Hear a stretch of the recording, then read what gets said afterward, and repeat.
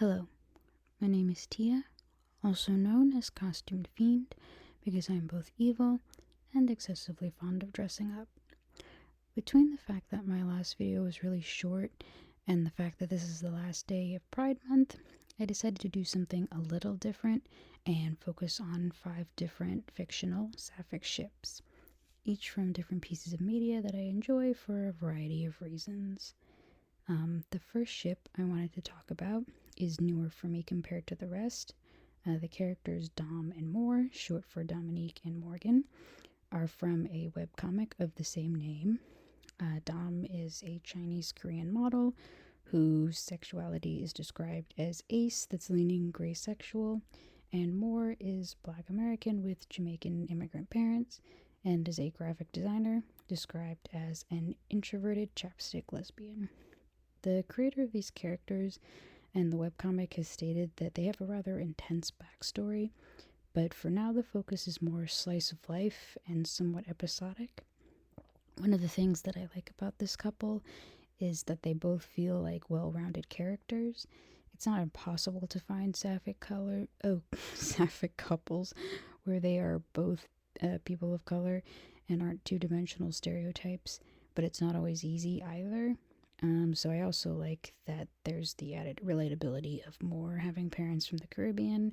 Only my mother is from Barbados, but we've got a few Jamaican people married in, so it's nice to see that kind of representation on a more specific level too. I'd absolutely recommend this webcomic if you like that kind of representation and if you like fluff with the promise of an edge later on. The artwork is also very pretty, and my fan art doesn't really do it complete justice.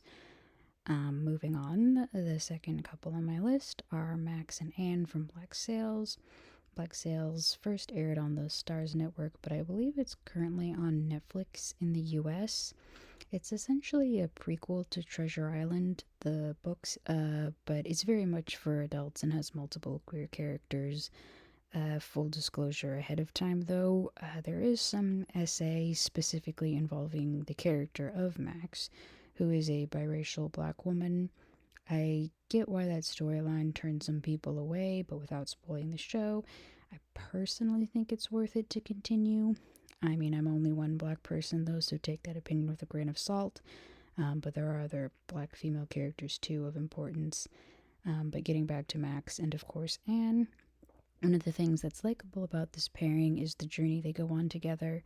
I'm trying to avoid too many spoilers, but I feel like I have to mention that Anne kills pretty much every one of her former crewmates that assaulted Max, and that's part of the reason I was able to go forward with the show. Max is treated as someone worthy of respect and worth saving, and in her relationship with Anne, she was reminded of the more important things in life beyond treasure and notoriety. From Max, Anne gets the chance to explore her sexuality and be more than just a rough, tough pirate all the time. They have their ups and downs, but so does literally everyone else on the show. I don't think that queer people are especially tortured compared to everyone else. Also, they're both really pretty, so that's always a win. In any case, the next couple I really love is Lady Hideko and Sook-Hee from the South Korean thriller The Handmaiden. I'm super sorry if my pronunciation is weird. Sometimes I feel like I overthink it, but not to be confused with the TV show either. The Handmaiden is a movie that took me on a ride, and even though there was a moment where I was completely thrown for a loop, my sister can attest to that as I texted her right after one of the plot twists. I'm glad I watched the whole thing. It is 2 hours and 25 minutes, but it's broken down into, I think, 3 parts, and I personally think it's worth it. What I love about Hideko and Sook-Hee is the fact that they are both messy as hell. They start the story using each other, but come to realize they'd be better served teaming up. Similarly to Black Sails, it's on the rated R end of things, and it absolutely earns that.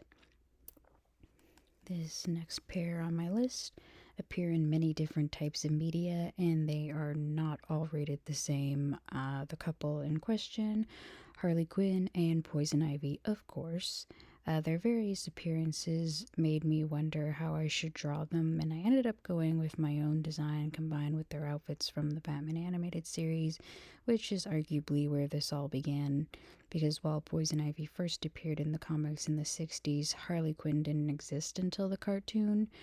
She was voiced by the late great Arlene Sorkin, who to me is still the best version of the character, both in voice and like personality, tone, and everything. I do like some of her other appearances though, but despite the fact that when they first met each other, the characters weren't canonically queer, the first episode they team up is still iconic to me. And it is referenced a few times in the newest Harley Quinn animated series, which I mostly like, even though I understand some of the criticisms. Even as a kid who didn't know the word bisexual, I did know that I loved when Harley and Ivy were together. I love that Gotham Sirens, I think it was like a web series that used to exist.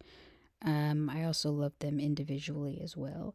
I know some people are mixed on their modern portrayal, but to be completely honest, I still find it kind of amazing that they've achieved basically Clois status, Clark and Lois, which in the sense that people don't imagine one without the other anymore. For a same sex couple in comics, I feel like that is worth something.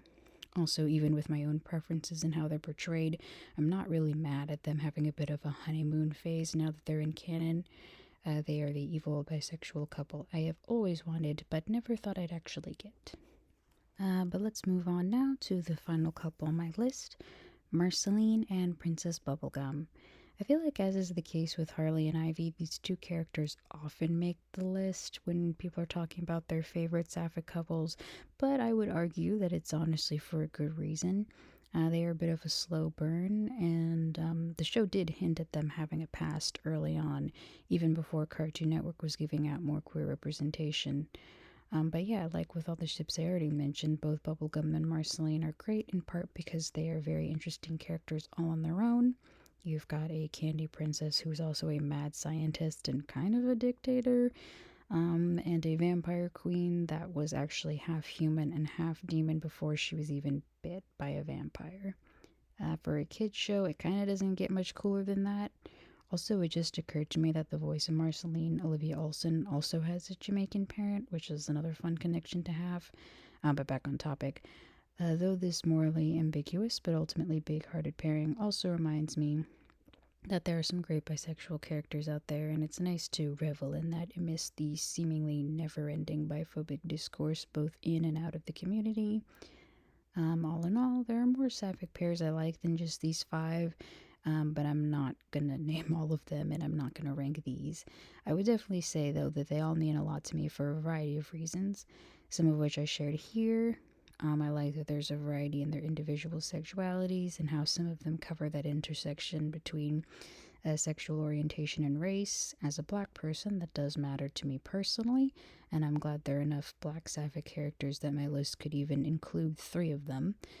Four, if you count that Poison Ivy has been depicted as black and I believe Asian in at least one comic that I do own.